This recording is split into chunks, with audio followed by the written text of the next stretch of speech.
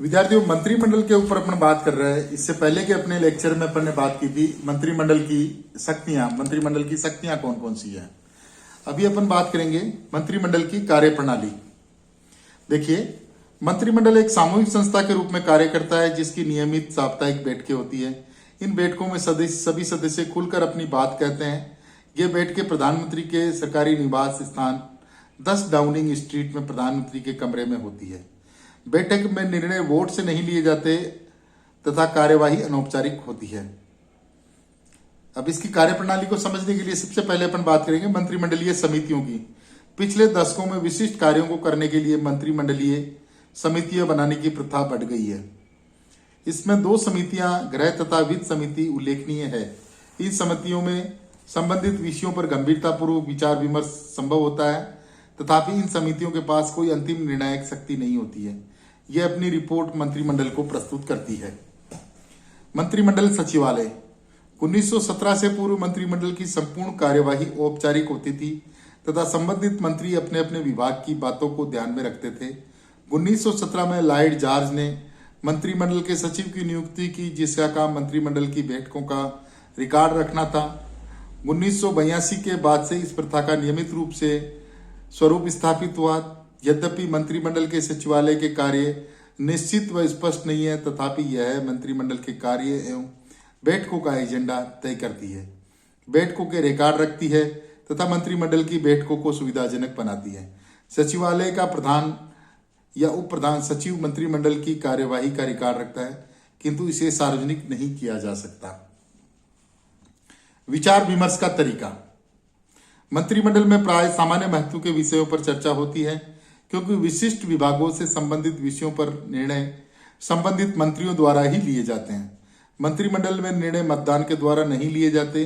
यदि किसी विषय पर मंत्रिमंडल में परस्पर विरोध होता है तो उस पर तब तक चर्चा हो जाती है जब तक सहमति प्राप्त नहीं हो जाती। मंत्रिमंडल राजा अथवा संसद के सम्मुख किसी भी प्रश्न पर सर्वसम्मत निर्णय ही प्रस्तुत करता है। इस प्रकार मंत्रिमंडल की कार्यप्रणाली को पर्याप्त व्यवस्थित किया गया है तथा मंत्रिमंडल पर परस्पर चाहे कितने ही मतभेद क्यों न हो, किंतु सार्वजनिक तौर पर सभी मंत्री सरकारी नीतियों का समर्थन करते हैं। मंत्रिमंडल एवं संसद के परस्पर संबंध तथा मंत्रिमंडल के शक्तिशाली होने का कारण। अभी देखिए, यहाँ पर उन तथ्यों को थोड़ा सा नजर में डालेंगे कि मंत्रिमंडल इतना शक्तिशाली क्यों हो रहा है।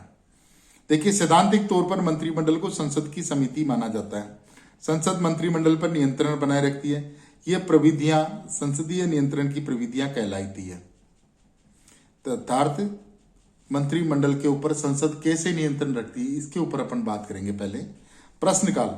मंत्रिमंडल पर संसद द्वारा नियंत्रण रखने की सर्वाधिक प्रभावशाली प्रविधि प्रश्नकाल के दौरान सांसदों द्वारा मंत्रियों से प्रश्न पूछना। प्रश्नकाल में मंत्रियों को अत्यधिक सतर्क रहना, क्योंकि मूल प्रश्न की आड़ में सांसद मंत्रियों से ऐसे पूरक प्रश्न कर सकते हैं जिनका जवाब देने में मंत्रीगण स्वयं मुश्किल में पड़ सकते हैं। विचार विमर्श प्रस्ताव। संसद में किसी भी महत्वपूर्ण प्रश्न पर विचार विमर्श के लिए प्रस्ताव रखा जा सकता है, जिसका उद्देश्य किसी निश्चित प्रश्न पर सदन तथा जनता का ध्यान आकर्षित करना होता है।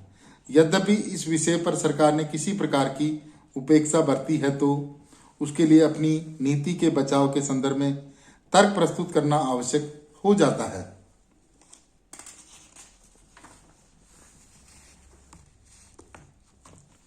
कार्य स्थगन प्रस्ताव। कार्य स्थगन का प्रस्ताव संसद के किसी भी सदस्य द्वारा किसी विरोध, समस्या अथवा घटना के संबंध में रखा जा सकता है, यदि समस्या का स्वरूप ऐसा हो कि उस पर किसी भी स्थिति में विचार टाला नहीं जा सकता, तथा यदि इस प्रस्ताव को आवश्यक समर्थन प्राप्त हो जाता है तो सदन की उस दिन की कार्यवाही स्थगित कर प्रस्तुत विषय पर विचार किया जाता है।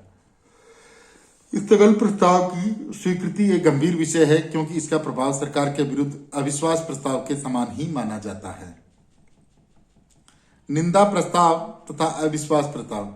निंदा प्रस्ताव निम्न सदन में किसी एक मंत्री द्वारा आलोचना के लिए प्रस्तुत किया जाता है। चूंकि मंत्रिमंडल के संयुक्त उत्तरदायित्व होता है, अतः संपूर्ण मंत्रिमंडल इस अवसर पर संबंधित मंत्री की रक्षा का प्रयास करते हैं।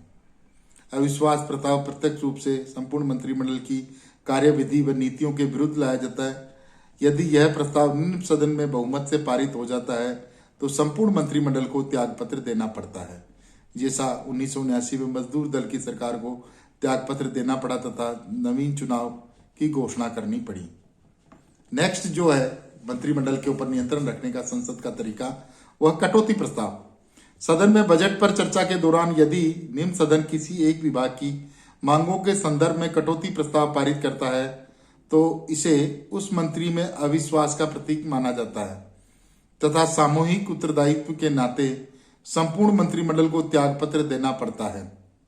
उपरोक्त विधियों के द्वारा सैद्धांतिक तौर पर संपूर्ण मंत्रिमंडल निम्न सदन के प्रति उत्तरदायी होता है, अतः संसद द्वारा उस पर विशिष्ट व सामान्य मामलों में नियंत्रण बनाए रखा जाता है। मंत्रिमंडल की वास्तविक स्थिति तथा उसकी शक्ति बढ़ने के कारण व्यवहार में स्थिति पर्याप्त बदली है।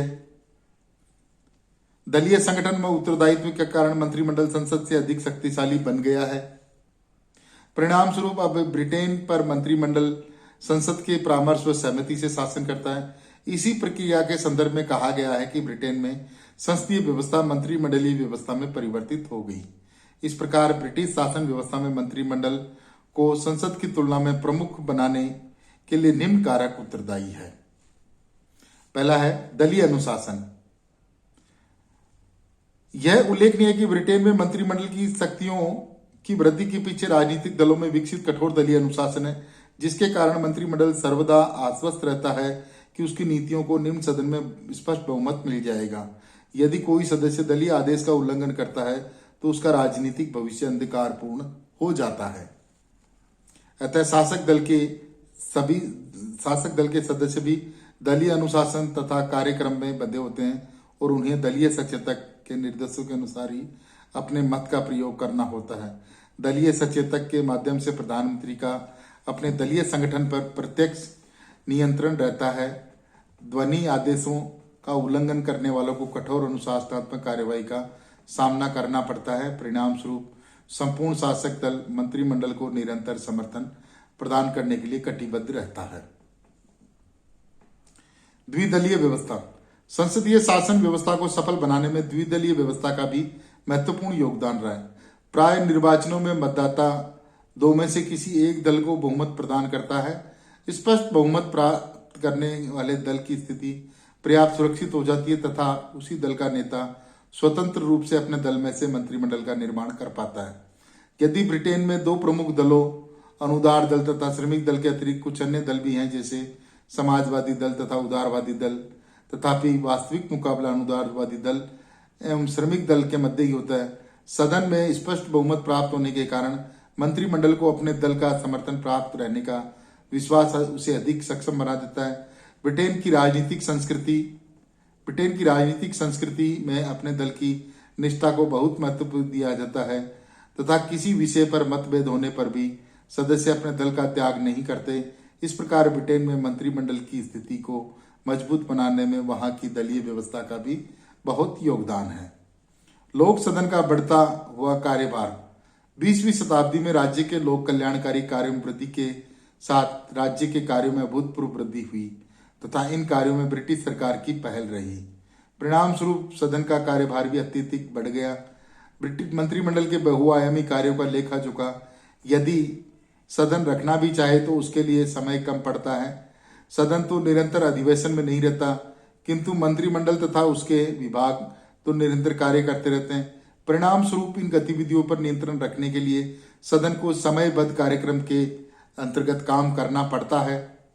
सदन का यह कार्यक्रम अध्यक्ष, सदन के नेता तथा संसदीय सचिव तय करते हैं। परिणाम स्वरूप विभिन्न विषयों पर विचार विमर्श के लिए निश्चित समय एवं अधिवेशन में आवंटित किया जाता है। इस प्रकार संसद विभिन्न विषयों पर चर्चा कर सरकार द्वारा तय कार्यक्रम के अंतर्गत ही कर पाती है। इसके पास इतना समय नहीं होता कि विभिन्न विषयों पर असीमित चर्चा की जा सके। चर्चा को नियंत्रित करने के लिए सामान्य समापन, कंगारू समापन तथा गिलोटीन का प्रयोग किया जाता है। शासन कार्य की बढ़ती जटिलता। सरकार द्वारा किए जाने वाले कार्यों का स्वरूप निरंतर जटिल होता जा रहा है। उदाहरण के तौर पर विधि निर्माण जो मूलतः संसद का कार्य है, उसकी संपूर्ण तैयारी और प्रक्रिया मंत्रिमंडल की देखरेख में होती है। तथा विधि निर्माण की प्रक्रिया के लिए मंत्रिमंडल की सहायता के लिए दक्ष प्रारूप निर्माण करने वाले होते हैं। परिणाम स्वरूप विधि निर्माण में प्राय वे ही सांसद सक्रिय भाग लेते हैं जिनकी विधि संबंधी पृष्ठभूमि रही हो। यही विषय की जटिलता वित्त संबंधी मामलों पर विचार विमर्श के समय उन सदस्यों के सामने आती है जिन्हें लेखा अनुदानों को समझने का विशिष्ट ज्ञान नहीं होता है। प्राय सांसद अपने रुचि के विषयों पर ही प्रभावशाली ढंग से भाग लेते हैं और ये भागीदारी भी कठोर रूप से दलीय अनुशासन के अंतर्गत ही की जाती है। इस प्रकार विधि निर्माण वित्तीय प्रबंध नीतियों पर विस्तृत चर्चा के समय सदन में मंत्रियों के हाथ में आ जाना। प्रदत्त व्यवस्थापन, ये देखिए मंत्रिमंडल की शक्तियां बढ़ने का जो कारण है उनमें है प्रदत्त व्यवस्थापन। संसद के बढ़ते हुए कार्यभार तथा विधि निर्माण की बढ़ती हुई जटिलता ने ही प्रदत्त व्यवस्थापन अथवा उप व्यवस्थापन की प्रक्रिया को बल दिया है। यह पद उन नियमों, आदेशों, उपनियमों, स्पष्टीकरणों के लिए प्रयुक्त किया जाता है जो समय समय पर कार्यपालिका द्वारा संसद द्वारा पारित विधि को क्रियान्वित करने के लिए अथवा स्पष्ट करने के लिए इस प्रकार बनाए जाते हैं कि संसद द्वारा पारित मूल विधि के स्वरूप में कोई परिवर्तन नहीं आए। संसद चाहे कितने ही विस्तार से विचार विमर्श के बाद किसी विधि को पारित करे, तथापि यह देखा गया है कि व्यवहार में उसे क्रियान्वित करने के लिए कुछ न कुछ नियमों व आदेशों की आवश्यकता पड़ती है और मंत्रिमंडल संसद के आदेश पर इस प्रकार के नियम बनाने की क्षमता प्राप्त करता है, तथापि इनका स्रोत संसद द्वारा बनाया गया कानून ही होता है। यद्यपि प्रदत्त व्यवस्थापन स्वयं एक नवीन अवधारणा है, तथापि इसका प्रचलन नया नहीं है, किंतु इस व्यवस्था से विधि क्रियान्विति के क्षेत्र में मंत्रिमंडल को व्यापक शक्तियां प्राप्त हो गई है। निम्न सदन को भंग करने की शक्ति, ब्रिटेन में इस प्रकार का विकास हुआ है कि प्रधानमंत्री को की सदन में हार होती है तो वह राजा को निम्न सदन भंग करने का परामर्श दे सकता है। मनोवैज्ञानिक आर्थिक कारणों से कोई भी सांसद समय से पूर्व चुनाव नहीं लड़ना चाहते, अतः वे जानबूझकर ऐसा कोई परिस्थिति उत्पन्न नहीं करना चाहते जिससे पराजित प्रधानमंत्री को निम्न सदन को भंग करने का परामर्श देना पड़े। मंत्रिमंडल की बढ़ती हुई शक्तियों के संदर्भ में जेनिंग्स का मत है कि निम्न सदन भयभीत रहता है, वहीं सरकार पराजित न हो जाए और निम्न सदन का विघटित न कर दिया जाए। यह विघटन का भय ही सरकार द्वारा अपने बहुमत दल के सदस्यों पर नियंत्रण स्थापित करने में सर्वाधिक सहायक सिद्ध हुआ है। निम्न सदन को समय से पूर्व भंग करवाने की शक्ति न केवल शासक दल को अनुशासित पर नियंत्रित रखती है, अपितु यह विपक्ष को भी नियंत्रित करती है, क्योंकि असमय चुनाव लड़ने की प्रक्रिया से वे भी चिंतित रहते हैं। वस्तुतः चुनाव लड़ने की प्रक्रिया इतनी अनिश्चित, खर्चीली व जटिल हो गई है कि आम विधायक समय से पूर्व चुनाव लड़ना नहीं चाहते। अतः निम्न सदन में किसी प्रस्ताव पर पराजित होने पर प्रधानमंत्री द्वारा सदन को भंग करने के अधिकार ने भी प्रधानमंत्री को अधिक शक्तिशाली बना दिया। आपात स्थिति में कार्यपालिका का नेतृत्व, देखिए 20वीं सदी में 2 महायुद्धों ने संकट काल में मंत्रिमंडल को अभूतपूर्व शक्तियां हस्तांतरित। चूंकि युद्ध से उत्पन्न संकट के समय संपूर्ण राष्ट्र की सुरक्षा का प्रश्न सर्वोपरि होता है, अतः इस स्थिति का सामना करने के लिए संसद को मंत्रिमंडल की असीमित शक्तियां देनी पड़ती है। जब मंत्रिमंडल सफलतापूर्वक संकट काल का सामना कर लेता है तो संसद की तुलना में उसकी प्रतिष्ठा में वृद्धि हो जाती है। राष्ट्रीय स्तर पर भी प्रधानमंत्री तथा मंत्रिमंडल के नेतृत्व की साख स्थापित हो जाती है। उपरोक्त सभी कारणों की वजह से पिछली शताब्दी में ब्रिटिश मंत्रिमंडल की शक्तियों में अभूतपूर्व वृद्धि हुई। अब इन सारी बातों का अपन मूल्यांकन करते हैं। रैमजे मेयर ने अपनी पुस्तक हाउ ब्रिटेन इज गवर्नड में ब्रिटेन में मंत्रिमंडल की सर्वाधिकारवादी शक्तियों की चर्चा की है। इसे मंत्रिमंडल के अधिनायक तंत्र की संज्ञा दी है। यद्यपि यह सत्य की उपरोक्त कारणों की वजह से शक्तियों का केंद्रीकरण संसद के स्थान पर कार्यकारिणी के हाथ में होता है, किंतु इसे अधिनायकवादी प्रवृत्ति नहीं कह सकते, क्योंकि अंततः मंत्रिमंडल अपनी शक्तियों के लिए संसद की सहमति पर ही निर्भर करता है। विभिन्न संविधान विशेषज्ञों ने यह स्वीकार किया है कि मंत्रिमंडल की शक्तियों में वृद्धि भय अथवा आतंक पर आधारित न होकर संवैधानिक तरीकों में वैधता पर आधारित होती है। मंत्रिमंडल की शक्तियों पर नियंत्रण रखने के लिए निम्न सदन में सक्षम विरोधी पक्ष होता है, जिसकी शासक दल प्रत्येक निर्णय पर पैनी दृष्टि होती है। यदि विपक्ष शासक दल को निम्न सदन में नहीं हरा सकता तो वह संबंधित विषय पर जनमत तो आंदोलित कर ही सकता है, तथा अब जब जनसंचार के प्रभावशाली साधनों से यह कार्य पर्याप्त तत्परता से किया जा सकता है। लोकतंत्र में कोई भी उत्तरदायी सरकार जनमत की उपेक्षा नहीं कर सकती। मंत्रिमंडल तभी तक शक्तिशाली रहता है जब तक उसे शासक दल का अर्थात निम्न सदन में बहुमत दल का विश्वास प्राप्त होता है तथा उसके माध्यम से वह जनमत को अपनी नीतियों के बारे में आश्वस्त कर अपने पक्ष में बनाए रखने में सफल होता है। इसके विपरीत हतोत्साही नेतृत्व, भारी असफलताएं अथवा मंत्रिमंडल के आंतरिक मतभेद सदन को शक्तिशाली बना देते हैं तथा सदन द्वारा नीतियों में परिवर्तन के लिए भारी दबाव भी डाला जाता है। इस प्रकार निम्न सदन का विश्वास प्राप्त करते ही मंत्रिमंडल अपनी शक्तियों का प्रयोग कर सकता है। ये हो गया आपके मंत्रिमंडल की शक्तियों। Thank you.